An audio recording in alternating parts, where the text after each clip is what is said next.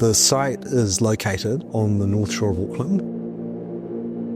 It's right on the coastal cliffland, so the house is really embedded into the landscape. And part of that is to settle the house, but also to provide a sanctuary in a suburban context. The house is designed for a couple, but it has these areas that can accommodate huge gatherings of family and friends. We wanted to conceal the garage from the street and create a sense of drama as you enter. The stair is conceived of as these huge blocks of stone that are essentially placed into the landscape. And the stair is split by a glass wall that basically divides inside and outside.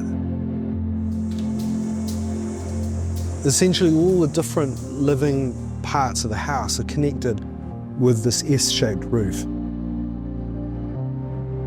And the roof really is conceived of as a floating plane. The plan enabled us to get light right across the different times of the day into different rooms and almost micro courtyards.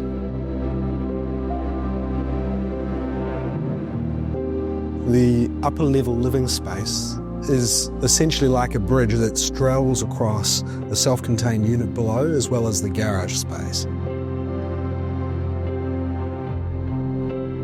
And then the whole house is unified with this consistency of material of this Turkish travertine marble that is built up in layers but also right across the floor.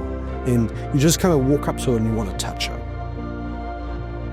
The grain of the kitchen veneer is horizontal, just like the grain of the stone. And everything's set up to reinforce this horizontal line, this sort of stillness or calmness to the house. And I think using material in the way that we've been able to use it, and using the spatial volumes in the way we've been able to put them together and interlock with one another, has created a truly remarkable home.